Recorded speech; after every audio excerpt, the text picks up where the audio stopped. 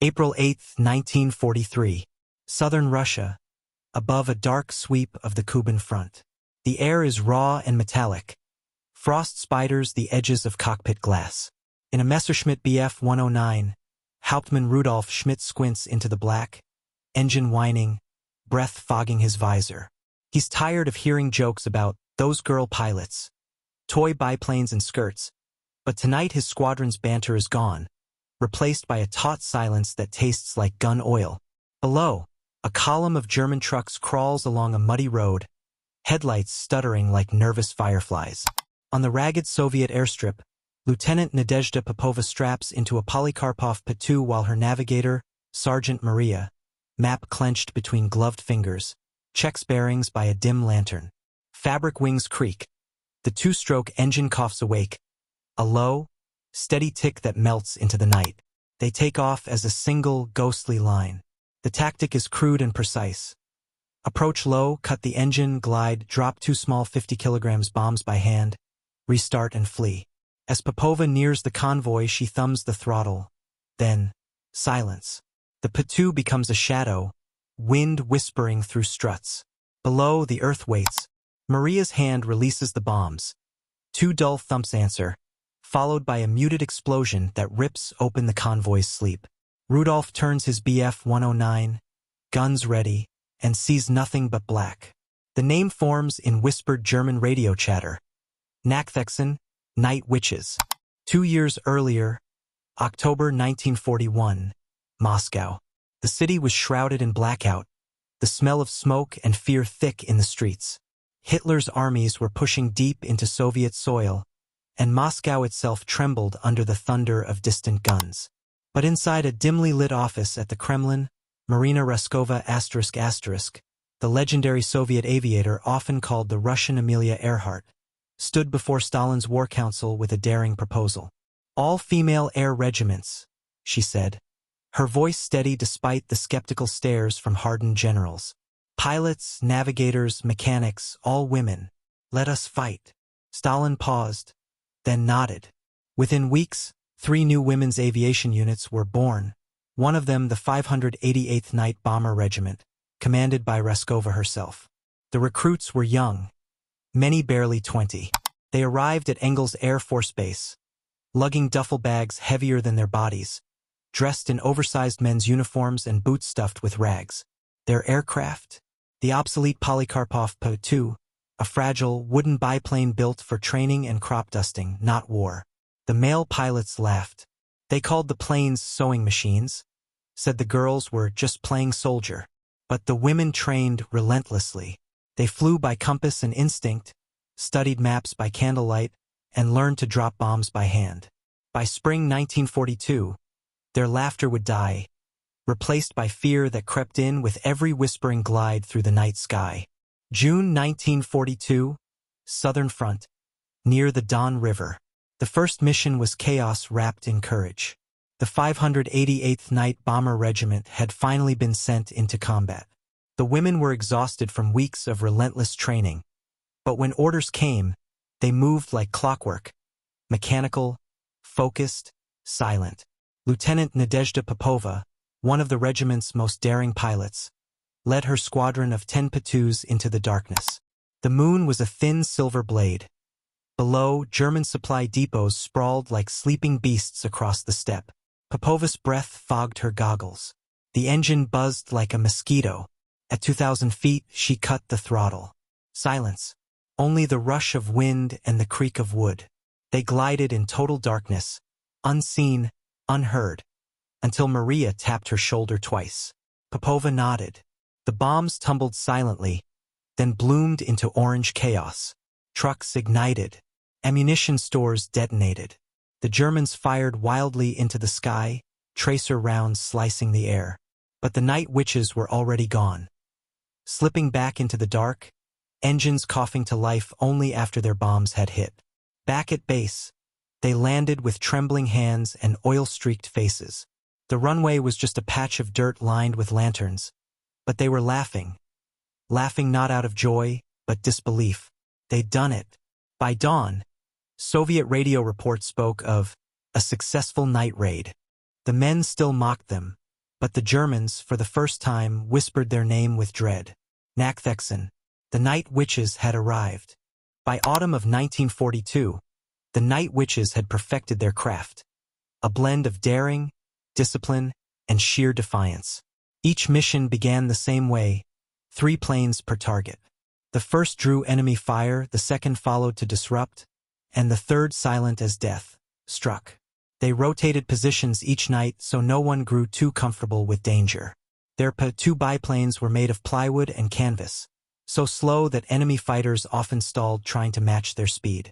With no radio, no radar, and no parachute, every flight was a gamble. Yet that fragility became their greatest weapon. The P-2 could fly so low that radar couldn't detect it, weaving through valleys and tree lines before rising to glide over German camps. German soldiers learned to fear the faint whoosh of wind above their tents. They said it sounded like broomsticks, hence the name Night Witches. They began shooting blindly into the sky whenever they heard it, wasting ammunition in panic. Popova and her comrades flew 8 to 18 missions a night, sometimes landing only long enough to refuel and reload by hand. Their clothes were soaked with sweat in the summer, stiff with frost in winter. Navigators guided by the faint glow of matches. Bombs were dropped by feel, not instruments, and yet, night after night, they hit their targets with unnerving precision. Their reputation spread through German ranks like a rumor of the supernatural. Women who didn't sleep, witches who couldn't die. Winter 1942, the Caucasus Front. Snow fell in thick, silent waves over the makeshift Soviet airfield. The P-2s were lined up like ghosts, wings dusted white, engines frozen stiff. The women worked with numb hands, breaking ice off propellers, warming oil over open fires. Their breath came out in clouds, mingling with the smoke of burning fuel. Lieutenant Irina Sabrova, one of the regiment's most fearless pilots, stomped her boots to keep blood flowing. She'd already flown 6 sorties that night. Her face was wind-burned raw, eyes rimmed with fatigue, but she refused to stop. Each mission carried supplies to the front or struck at enemy artillery that pinned down Soviet troops. Every flight was a risk. The open cockpits offered no protection against the cold. Temperatures plummeted to -30 degrees Celsius, and frostbite was constant. When engines stalled mid-air, the women glided blind through the dark, praying not to crash. Many didn't make it back. Popova's closest friend, Yevdokia Bershanskaya, their commanding officer, watched as burned-out planes were dragged from the snow. She buried her pilots with her own hands, women who'd laughed over soup hours before. Yet, even as they grieved, they flew again. Orders came. The front needed them. That winter, the Night Witches completed more than 500 missions in just a few months. For every raid, the Luftwaffe intensified its efforts to hunt them down. But the more the Germans tried, the more they failed.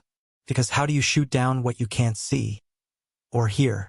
Spring 1943, near the Taman Peninsula, the German High Command had grown humiliated. Their elite Luftwaffe aces, men with hundreds of confirmed kills, were being outsmarted by women flying glorified crop dusters. Every night, the same horror. Distant engines cut out, silence followed, then explosions. Fuel depots burned. Ammunition trucks vanished in fireballs. Soldiers refused to sleep at night. Desperate, the Germans deployed searchlights, anti-aircraft batteries, and night fighters. Orders were clear. Find the witches. Burn them from the sky. One night, Hauptmann Rudolf Schmidt, the same man who once mocked them, took off in his Messerschmitt Bf 109. "I'll bring one down myself," he'd bragged at the mess hall. But that night, the air was thick with fog. Below him, the German convoy stretched like a glowing scar. Then he heard it, that faint whispering of wind. He banked hard, eyes straining, heart pounding. There, a shadow cutting across the moonlight. He fired. Tracers ripped through the dark, lighting the sky like fiery threads. But the P-2 dipped low, too slow and too small to track. It vanished into the fog. A second later, boom. A blast erupted beneath him. The convoy was gone, swallowed by flame. Rudolph's last transmission crackled through radio static. "They came out of nowhere. like ghosts. After that, German pilots stopped joking. Commanders began offering iron crosses for any man who could shoot one down. Few ever did. The witches always escaped. Late 1943, Kursk and beyond. By now, the night witches had become living legends. Soviet infantry cheered when they heard the buzz of P-2 engines overhead. It meant the skies belonged to them that night. The Luftwaffe called them demons. But to their own comrades, they were heroes in scarves and flight goggles. Women who carried death in their hands and courage in their hearts. They no longer needed validation.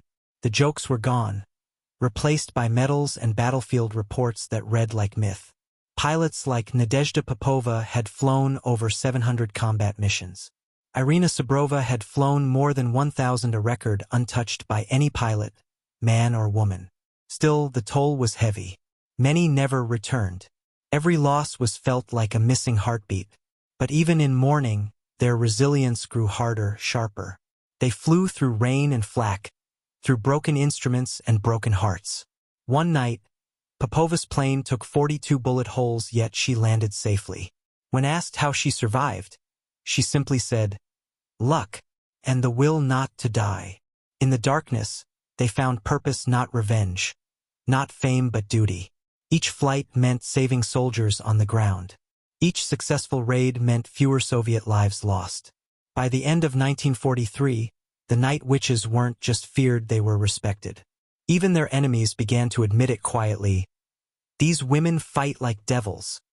Spring 1944, Belarus front. The war's tide had turned. The Red Army was pushing west, reclaiming towns and forests once lost. The night witches were right behind them, their airstrips constantly moving.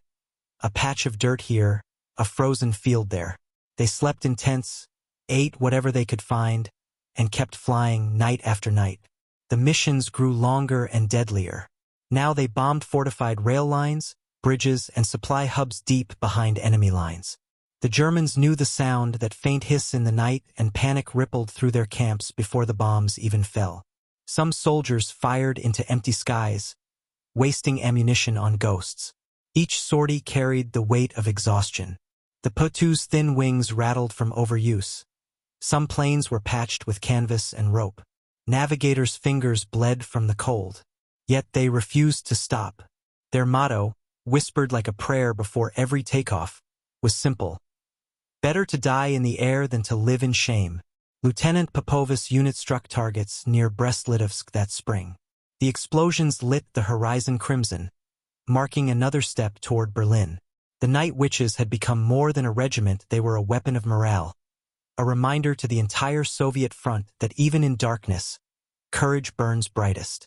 As one German prisoner later admitted under interrogation, trembling, "We thought they were women, but they were the night itself." May 1945, Berlin falls. The war was ending. The thunder of artillery that had shaken Europe for 6 long years faded into distant echoes. Soviet troops raised the red flag over the Reichstag, and the world exhaled for the first time in years. On a quiet, muddy airfield in Poland, the 588th Night Bomber Regiment gathered for their final briefing. Their faces were older now, streaked with oil, scarred by frost, hardened by loss. Yet behind those eyes burned the same fire that had carried them through thousands of nights of terror. Nadezhda Popova, now a captain, stood beside her P-2. Its canvas skin was patched like a soldier's uniform, the wooden frame rattling even at rest. She ran her hand along the wing not as a machine, but as a friend. For 4 years, this fragile craft had carried her through fire and back. When the order came, "Stand down. The war is over," silence fell. No cheers, no tears, just a hollow stillness that only warriors understand when their purpose ends. In total, the night witches had flown over 30,000 missions and dropped 23,000 tons of bombs. 30 of them died in combat. Many more were wounded, but their legend lived. Years later, when male veterans spoke of air heroes, few mentioned the 588th. Yet among those who'd seen them, the truth was whispered still. The men had planes. The witches had magic. Decades passed, but the legend of the night witches refused to fade. Their story spread first as rumor, then as history, then as inspiration. These were not superheroes or symbols. They were ordinary women who turned fear into fire, flying against both their enemies and the expectations of their own comrades. In post-war parades, their names echoed with pride. Nadezhda Popova, Irina Sabrova, Yevdokia Bershanskaya, and dozens of others were awarded the title Hero of the Soviet Union, the nation's highest honor. But medals could never capture what they truly accomplished. They didn't just fight fascism. They fought for recognition, equality, and the right to serve their country as warriors. Their tactics are still studied today, the way they used silence, speed, and psychological warfare to dominate the night skies with nothing but courage and wooden planes. Even modern pilots marvel at their skill. No radar, no technology, just instinct and iron will. When asked years later if she ever felt fear, Popova smiled faintly and said, "Every night I was scared, but we flew anyway." Fear is useless when your country is burning. The night witches proved something eternal, that bravery isn't defined by strength, gender, or machines, but by spirit. And as long as soldiers whisper their stories under foreign stars, the sound of their wings soft as wind, silent as fate, will never truly disappear.